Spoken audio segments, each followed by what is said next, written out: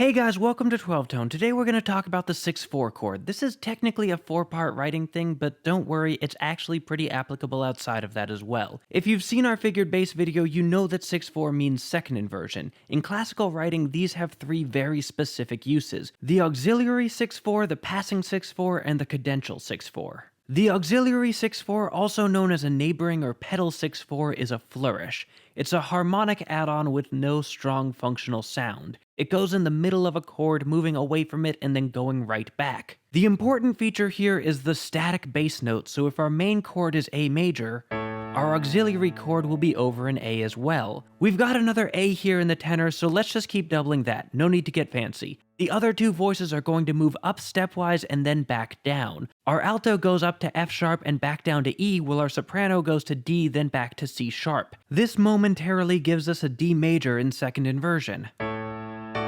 It's quick, light, and adds just a little extra pop without much extra complexity. The passing 6/4 is similar. It also tends to have the same chord on both sides, but this time one of them is in first inversion. This lets us shift between the 1 and the 1/6 smoothly without any of the voices needing to jump. So if we start on B, we want to end on B over D sharp. We can smooth out our bass a bit by using a C sharp as a passing note in between.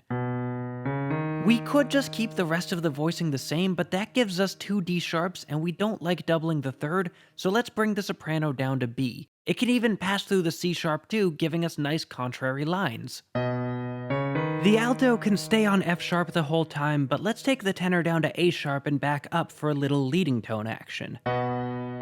All in all, this gives us an F sharp major over C sharp, and yes, it works in the other direction too.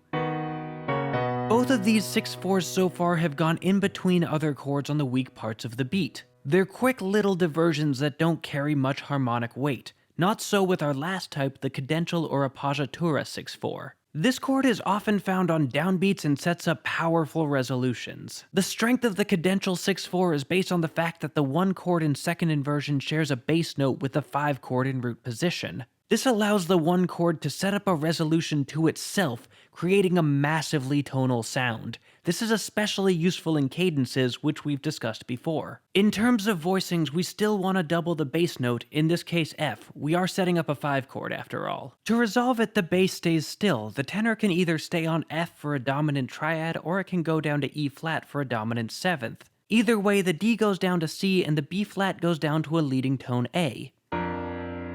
And of course, this all resolves to 1.